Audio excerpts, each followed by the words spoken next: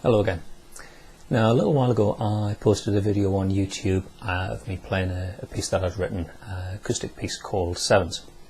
Not to be confused with the piece called Sevens by Guthrie Govan. This is something that I wrote myself as a little study in the use of seventh chords. Written for the acoustic and goes like this.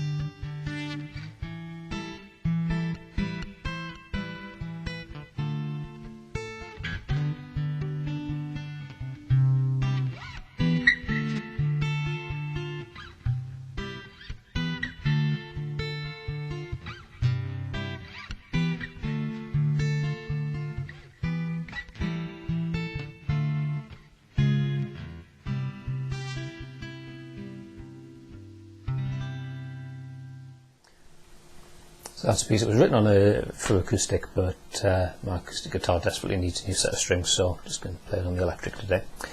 Now, generally I don't really like showing you how to play things like verbatim. I'd much rather show you techniques or theory or whatever, and encourage you to go off and experiment on your own and come up with your own ideas. I'm breaking that rule a little bit here because this really is an exercise piece anyway. It's about an exercise in playing seventh chords, so I'll show you how to play the piece all the way through. It's written in the key of C major, but we're using movable chord shapes, so you could take the whole thing and move it up or down the neck to transpose it to a different key. You know, move it up, whole thing up a couple of semitones, move it to the key D major, move it down a semitone, move it to the key B major, and so on.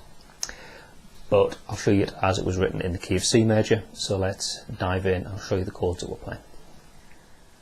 Okay, so the first little section, you need three chords: C major 7, played at the 3rd fret,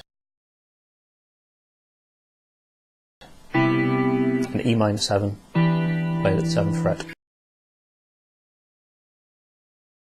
and a D minor 7, played at the 5th fret.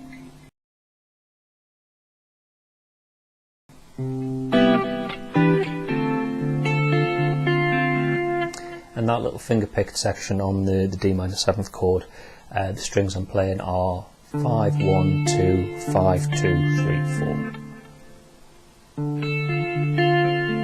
Of course, if you want to play around a little bit and come up with your own combination of notes for the arpeggio, you know, that's cool. Experiment, you know, do something to make this your own. So we've got that pattern played through 3 times. 3 patterns of that, and then we go up to an E minor 7, to an A minor 7, with a little, which is basically 5, 1, 2 strings, then a D minor 7, G7, a little flourish. Now let's look at the way the root notes move in there. From the E minor 7, the root note's going up an interval of a perfect fourth. It's 5 semitones. From an E root note to an A root note. And an interval of a perfect fourth is quite a natural way for the ear to want to go. And then we've got the same thing again, moving an interval of a perfect fourth in the root note from the A minor 7 to the D minor 7, and then the root note moving an interval of a perfect fourth again from the D minor 7 to the G7. The little 5, 1, 2 string flourish there. And that closes off that section. But we're going to go back into the where we started on the C major 7th chord, so again the root note of that chord goes up an interval of a perfect fourth. So that second bit goes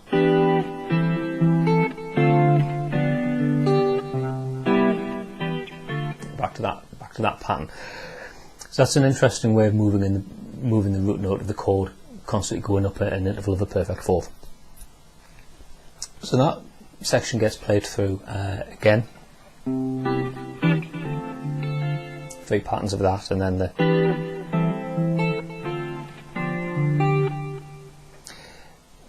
then we go into a pattern starting on an A minor 7th chord.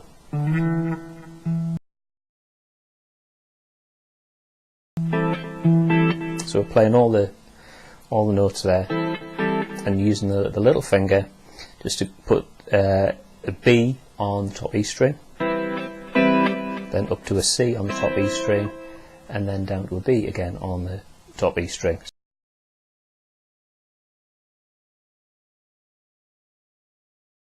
So we get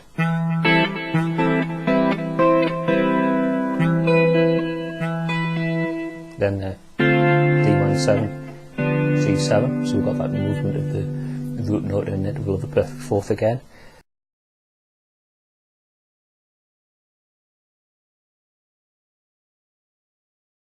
That pattern's repeated.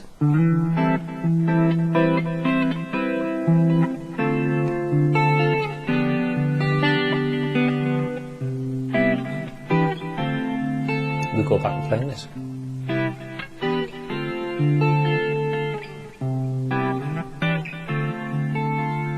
Then to close the piece off, slight variation on the pattern starting on the E minor 7th chord. We've got the E minor 7, the A minor, then D minor 7.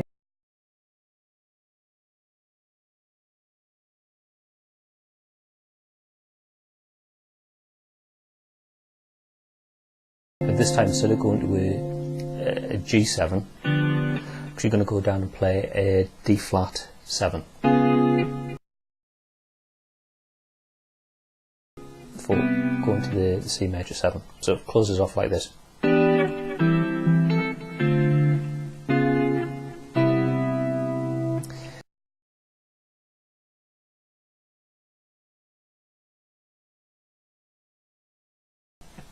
Now that D flat 7 is an outside chord. It's chord substitution. But what you can do is anywhere you can play a dominant 7th chord. You can do a chord substitution where you play a dominant 7th chord that has the root, which is a perfect fifth away from the note chord that you would be playing. So in the case of G7, the 5 chord of C major, the root note of that is G. The note that's a flat fifth away from that is D flat. So we can play the flat 7 chord, sorry, the D flat 7th chord as a substitute for the G7. And I quite like the way that goes, because it will basically moving the root note from D minor 7 to D flat 7 to C major 7. So the root note is going down in intervals of a semitone each time, and that closes the piece off. So what I'll do now is I've got some screenshots out of PhatPhish to show you those chords, show you how the whole thing goes.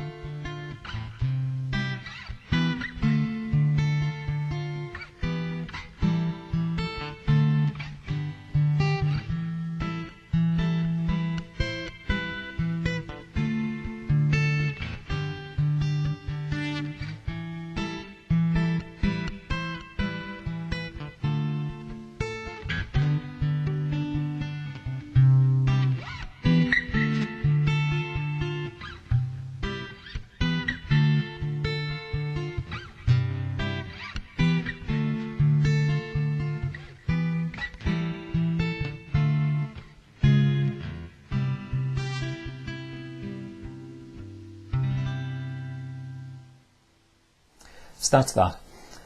Like I say, I'm not suggesting that you learn to play that, absolutely slavishly. Come up with your own picky patterns if you want. Different ways of arpeggiating the chords or whatever. it's up to you, experiment and see what you can do. Really, it's just an exercise in playing 7th chords and getting reattuned into how the diatonic chords sound. So have fun with that. Thanks for watching, and I'll see you in another video sometime soon. Bye for now.